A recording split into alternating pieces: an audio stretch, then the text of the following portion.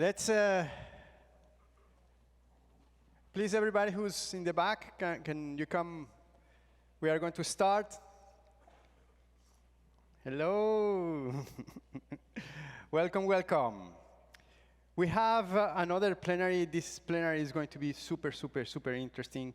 Again, I will go on this very quickly. We have a fully packed agenda after this. And we are going to start hopefully at 10:30. So it's not 10:30 anymore, but at 11:15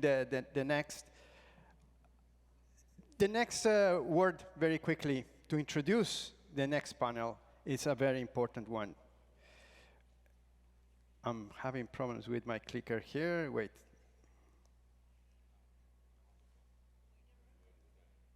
The word of the day. Rowan, we're learning. Can you run the slide for me, please?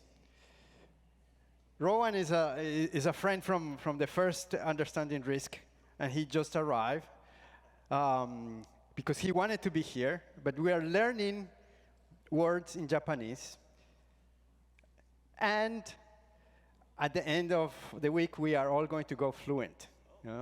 So. Can you help me with the word of the day? I'm not clicking it. Thank you. Well, the word of the day is momorita. Oh, there we go. There we go. It's working. Yes, miracle. Mamoritai. Can you repeat? Mamoritai. Yeah. Mamoritai is something that protects you. Something that is always looking after you to make sure that you're safe. And we are going to talk about nature-based solutions today. And nature is always protecting us. Video, please.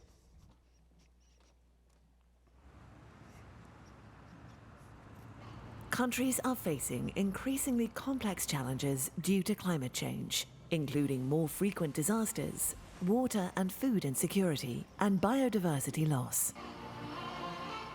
Unplanned urban growth, ecosystem degradation, and extreme poverty further reduce the resilience of vulnerable communities to shocks. To reduce climate risks, governments often rely on traditional engineering projects like levees, seawalls, and conventional drainage, known as grey infrastructure. Increasingly, experts are turning to nature to help. Nature-based solutions, or NBS, sometimes called green infrastructure, uses strategic interventions to protect, manage, and restore ecosystems to help address societal challenges while promoting human well-being. NBS offers many benefits. For example, restoring coastal wetlands or mangroves can reduce flood risks, enhance ecosystem services like carbon sequestration and water purification, and support biodiversity, helping countries meet climate resilience goals. Often, combining green and grey infrastructure can be more cost-effective than purely grey interventions. Identifying and assessing the vast benefits and beneficiaries helps communities, policymakers, and the private sector make informed decisions to invest more in NBS. At the World Bank and the Global Facility for Disaster Reduction and Recovery, GFDRR, experts are helping support countries to use NBS to enhance climate resilience. To scale up support for nature-based solutions, GFDRR and its partners host the Global Program on Nature-Based Solutions for Climate Resilience, the expert hub for helping countries identify, prepare, and implement NBS for climate resilience. In Mozambique, the city of Beira was transformed with a mix of critical drainage, urban parks, and stream renaturation. This restored the Chivivi River's capacity to mitigate floods and created a green space for recreational and cultural activities. In Sri Lanka, efforts were made to protect Colombo's wetlands, the wetlands which now reduce flood risk while providing recreational and biodiversity benefits.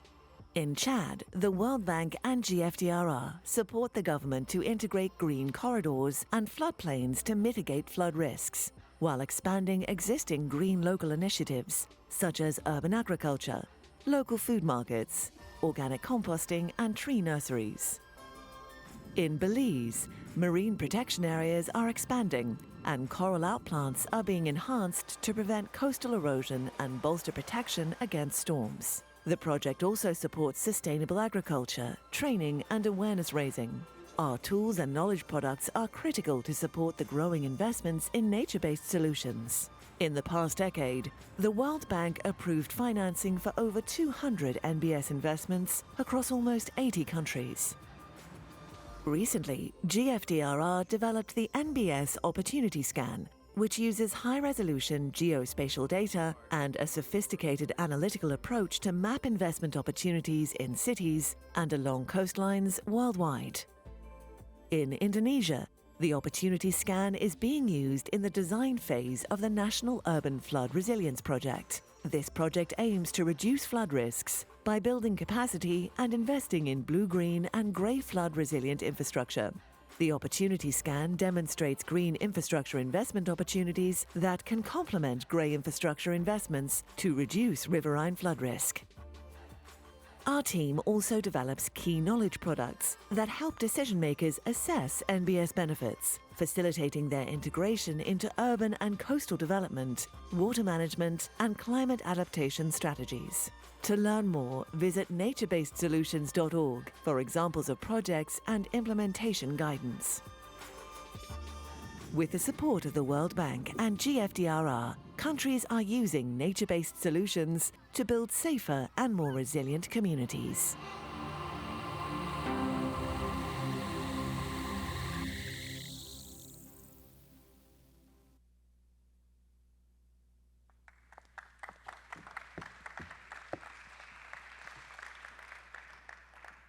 Good morning, everyone.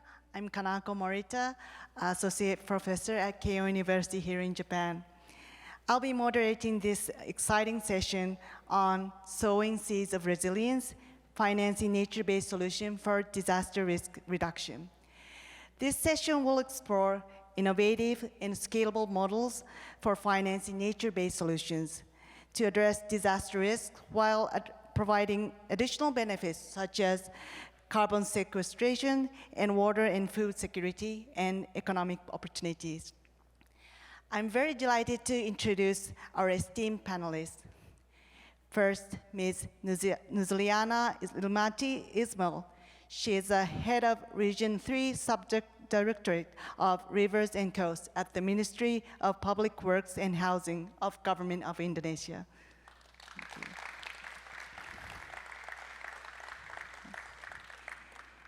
And Mr. Rowan Douglas.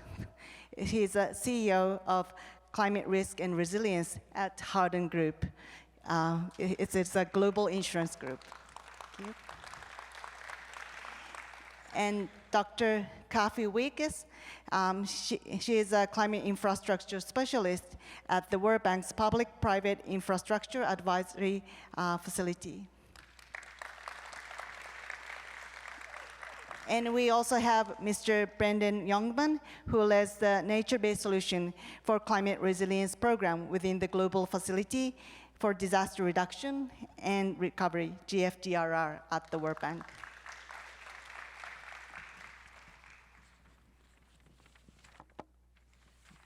So now we'll delve deeper into these themes with our esteemed panelists. We'll explore the real-world challenges and opportunities of financing nature-based solutions from different perspectives.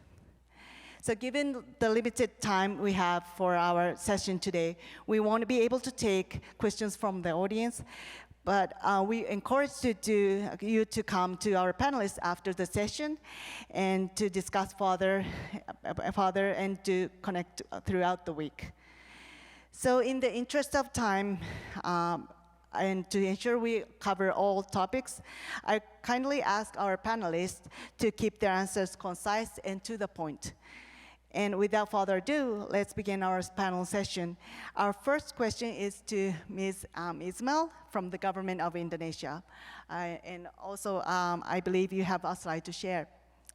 So, Ms. Ismail, the question is, can you elaborate on the implementation of nature-based solutions for climate resilience in Indonesia, and what are the primary financing challenges in Indonesia face? Thank you for the question. The government of Indonesia, through the Ministry of Public Works and Housing, have several initiatives of the implementation of NBS, such as related to integrated water resources management that aim for reducing flood risk. One example in Bandung, a metropolitan city in West Java province in Indonesia, namely Andi Retention Basin and Polders Project. As you can see the screen, where we built a retention pond and its amenities, including jogging track and the open green space to serve for polders areas. So it can give better impact to reduce floods as well as benefit more people. This project was designed through a loan from Japan International Corporation Agency and construction by using the national budget. So this shows how the implementation of NBS has been started by using different financing resources. While we have several initiatives of NBS, we know that it needs to be scaled up and implemented in more cities nationality. Indonesia has more than 500 cities and regencies from metropolitan to small cities.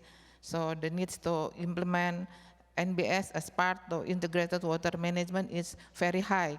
This means, of course, financially challenging because the national budget amount is limited and the government also has other priorities.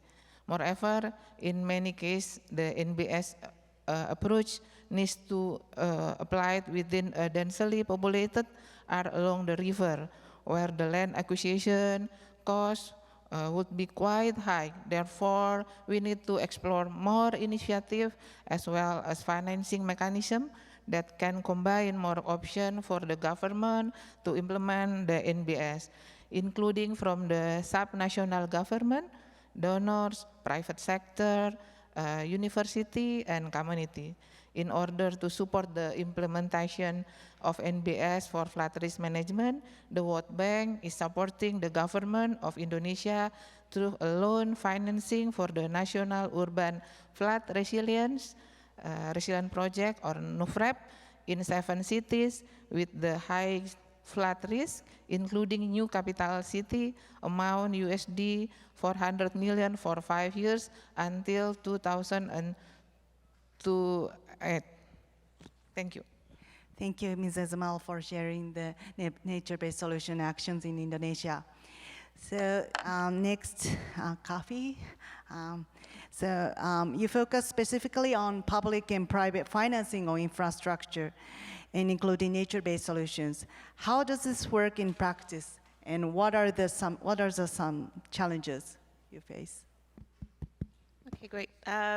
Gosh, I have so much to say about this, and I have 4 minutes to say it in, so I'm going to try to be really, really concise here. I would say that the #1 issue that's really holding back private sector financing in nature-based solutions really has to do with the lack of reliable revenue streams, right? So we know that the private sector will invest if the profit motive is clear.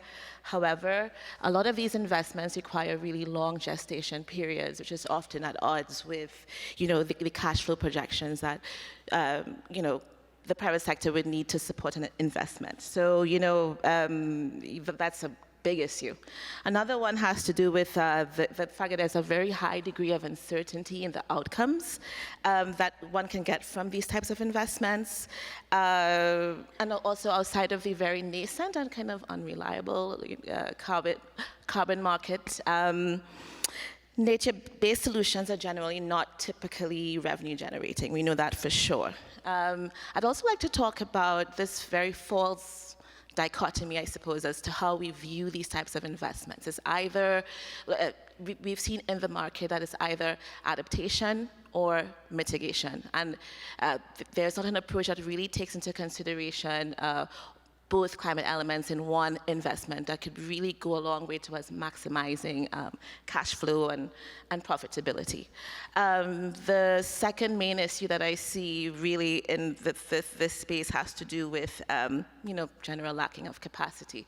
There's a wholly different skill set that's required for designing a nature-based solution investment versus traditional hard infrastructure investment.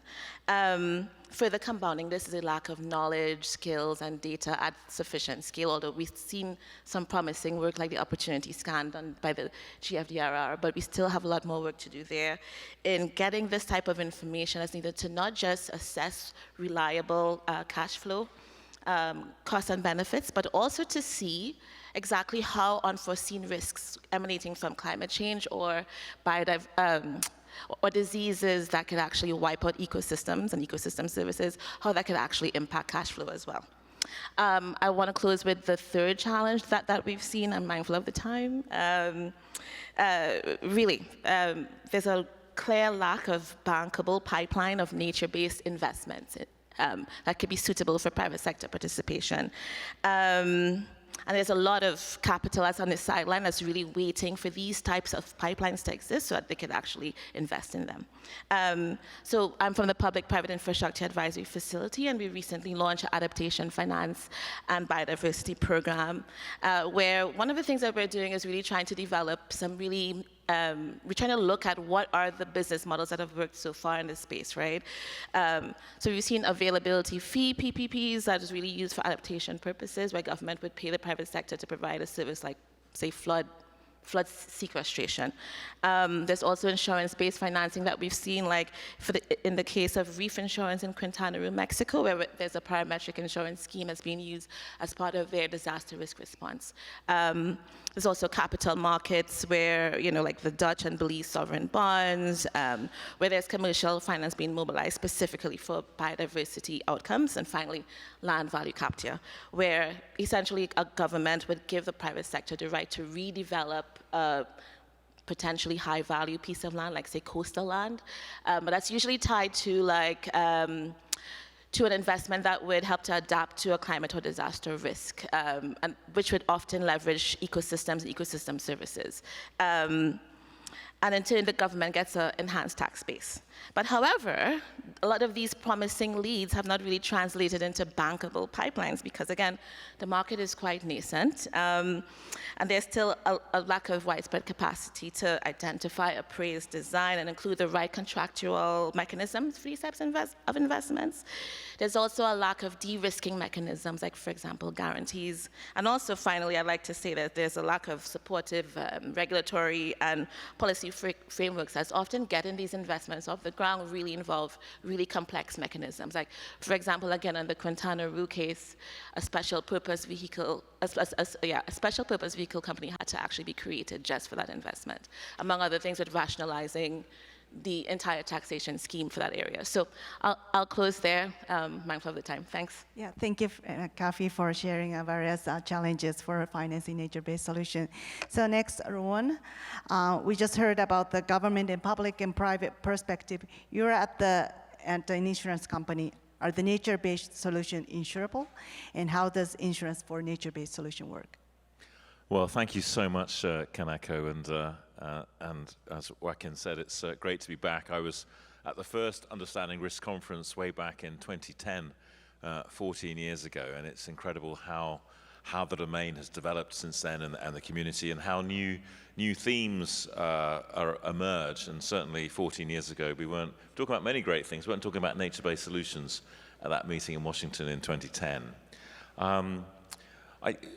Just before, I've got 3.5 minutes left, before I go on to insurance, I just want to sort of set the theory of change that brings insurance into the domain. And that great video that we saw to get this segment off the ground, and it was amazing.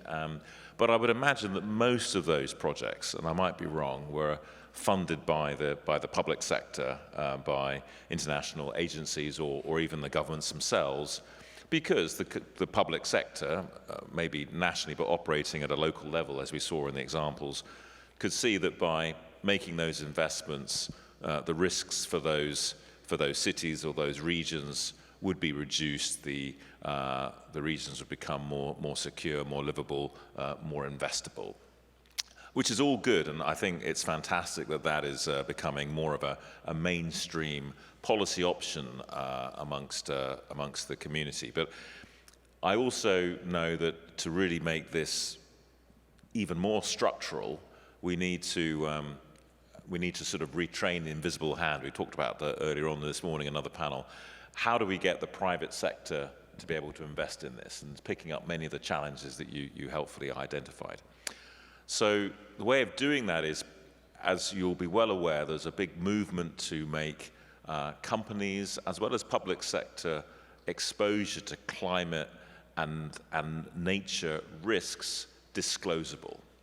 And all the understanding risk tools and capabilities that many in this room are at the heart of are increasingly being required to allow companies and others to disclose what dependencies and risks do they have to natural ecosystems and services, and if those ecosystems or services were not there, or if they were diminished, what impact would that have on those companies? And also, what is the probability of those natural assets being hampered?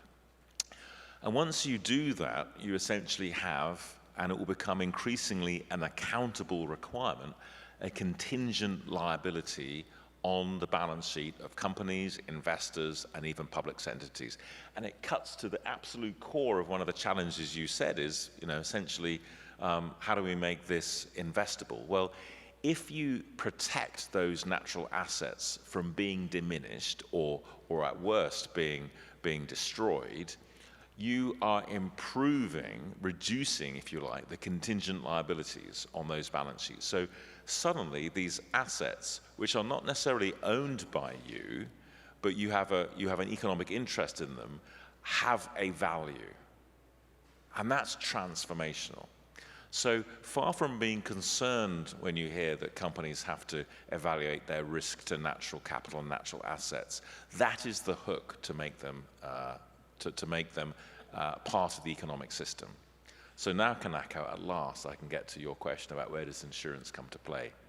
Because insurance is a beautiful thing, believe you me. It is the essence of our sort of cultural and scientific progress. Insurance is about deciding what it is we value, what it is we want to protect as individuals, but as society, and then pooling resources into a shared pot, which you may have no entitlement, you may not have a call on unless something happens to you. So now we have a mechanism that says, right, a group of entities, and there's great examples like coral reefs off the coast of Central America, hotels, businesses, public authorities may have an interest in the preservation and maintenance of that coral reef. They can create a trust that means that they will each contribute some funding to maintain that reef, but also that trust can buy an insurance policy that if the typhoon occurs or the bleaching event occurs, there are things you can do to make coral reefs recover and restore more quickly.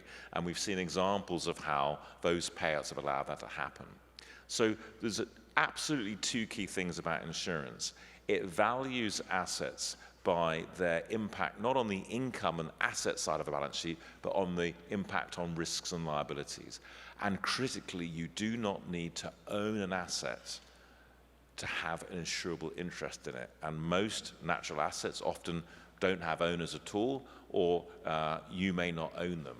And if we can take this incredible instrument and bring it into the mainstream, I see an ability to protect natural, terrestrial and marine assets, but ultimately to protect lives and livelihoods of well-being of dependent communities. And it's an exciting time, and no better community than the understanding risk community to take these great theories and actually get them into practice and get them into the bloodstream of mainstream economics in both public and private sectors. Thank you, Carsten. Thank you, Ron, for explaining to us about the links between insurance and the nature-based solution and how insurance can play a role in the financing nature-based solution. So now we heard from the public, private, and insurance angles. From your role, what would be one key enabler that would help scale up finance for nature-based solution? So please keep your answer 1 minute or 2 minutes, well, 2 minutes. Yeah. So from Ms. Esmal.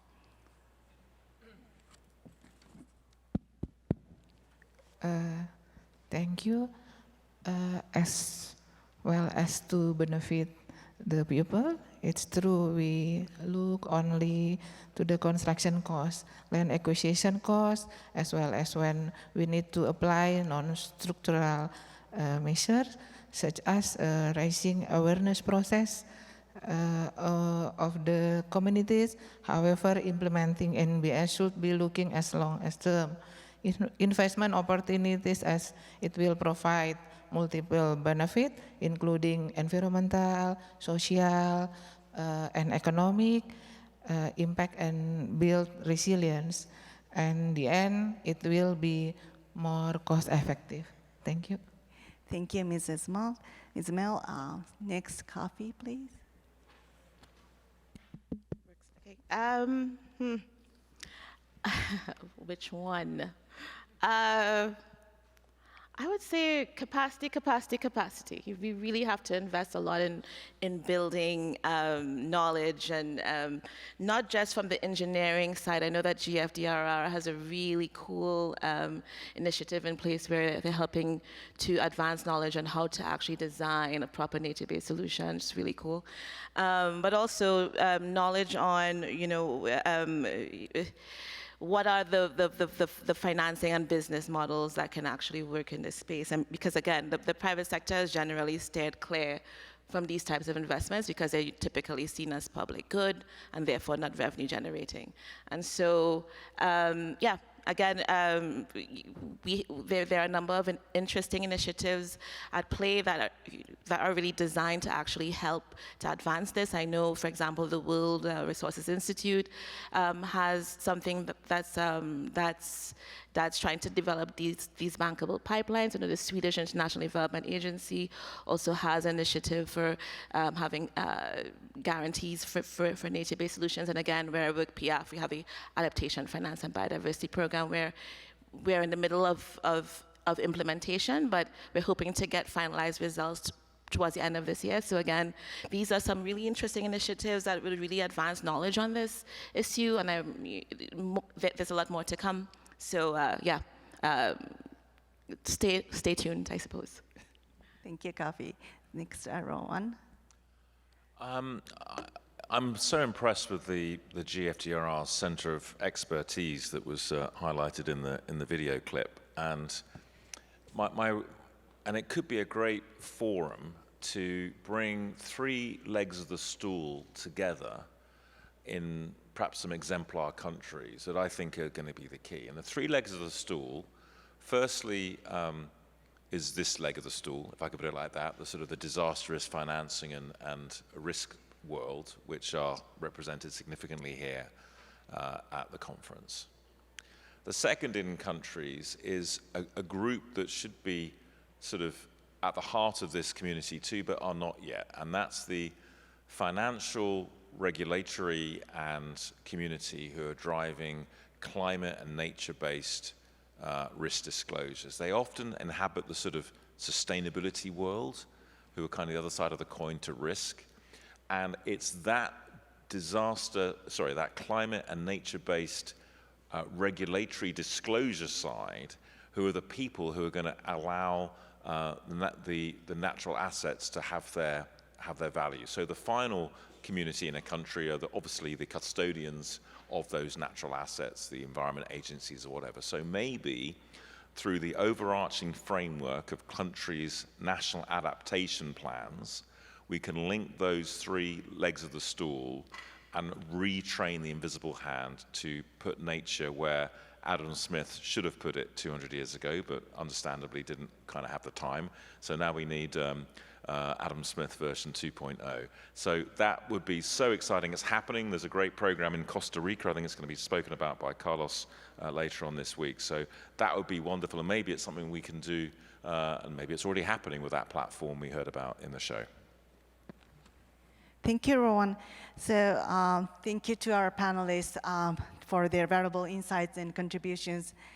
So we've heard about the implementation challenges and success in Indonesia, and the insurance industry's role in scaling nature-based solution, and the barriers and solutions encountered in World Bank projects.